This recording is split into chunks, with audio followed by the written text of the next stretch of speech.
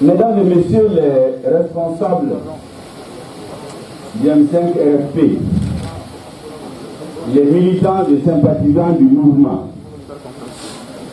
je voudrais remercier ici notre aîné Cheikh Mar Sissoko de EMK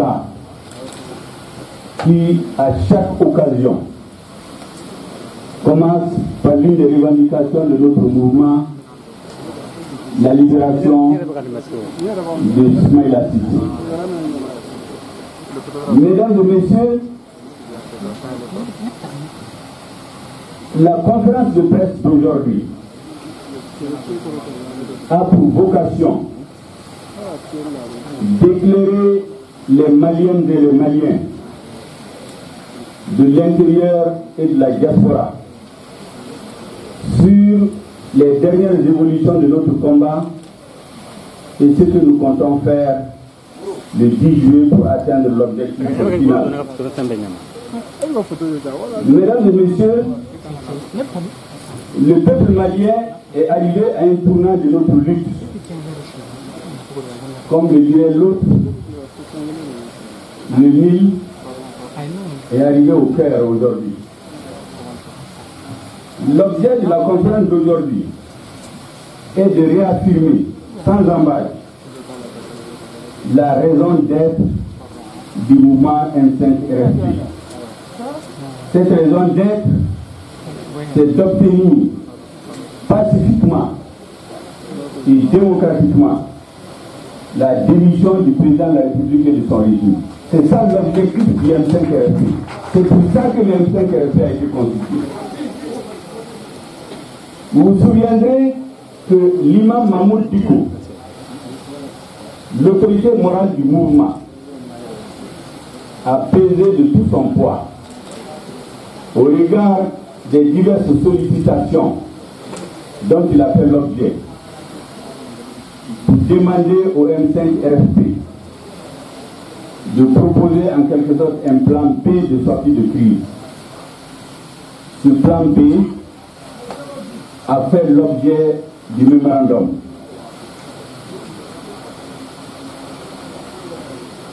Mais qu'est-ce que nous avons eu en retour? Un rejet pur et simple. Nous renvoyer à la majorité, avec laquelle du reste nous n'avons jamais cessé les discussions. Mais le problème, c'est que cette majorité ne détient aucune clé pour résoudre les problèmes qui sont posés. Les problèmes ne sont pas posés à la majorité, ils sont posés au président de la République. Les rassemblements patriotiques du 10 juillet a pour objectif, je l'ai dit tantôt, d'obtenir, j'allais dire, d'imposer par la volonté populaire la démission du président de la République et de son régime. Le changement de système, nous l'avons dit plusieurs fois, qu'en vérité, aujourd'hui, nous ne sommes pas dans un système démocratique. Nous avons une oligarchie, une plutocratie qui ont pris notre peuple en otage, qui ont pris le peuple malien à la gorge. Et c'est pour cela que le deuxième objectif de la conférence aujourd'hui, c'est de déconstruire les discours spécieux et trompeurs qui consistent à faire croire que nous voulons violer la Constitution et que le président de la République et ses défenseurs sont les gardiens de cette Constitution. Nous avons deux éminents juristes ici. Maître Mohamed Ali Bakiri, Maître Moutaga Tall, qui nous le démontreront avec brio que c'est bien le M5 RFP qui agit dans le cadre des lois et de la Constitution.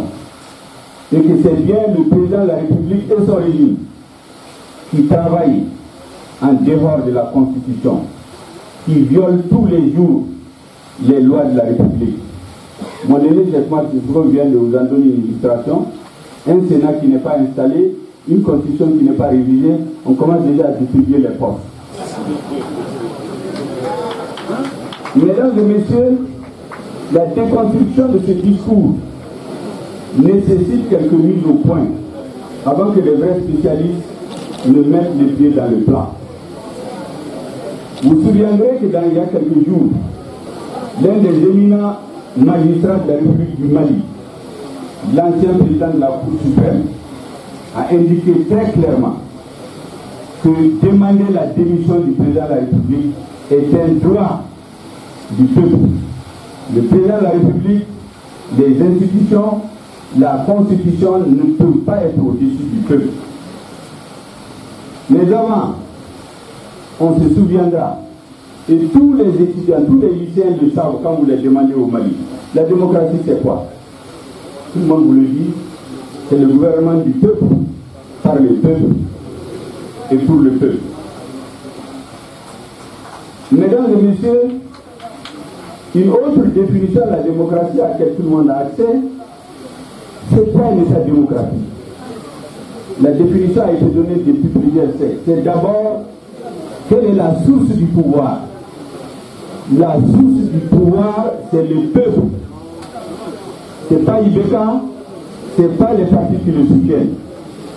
L'instrument du pouvoir, il est exercé à travers les représentants élus, pas les représentants nommés par une cour constitutionnelle définitivement distribuée. La finalité du pouvoir, c'est de l'exercer pour rendre le peuple heureux. Est-ce qu'aujourd'hui le peuple malien est heureux de ce qui est en train de se passer? Nous disons non.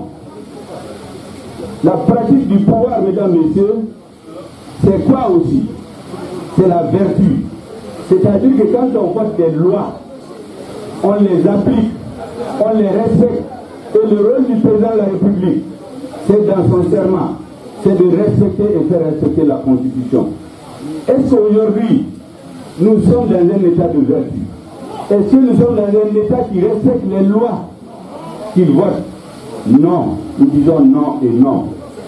Et c'est pour cela qu'avant de terminer, je voudrais rappeler, et ne jamais suffisamment dit, le M5 RFP a été créé sur un certain nombre de fondements.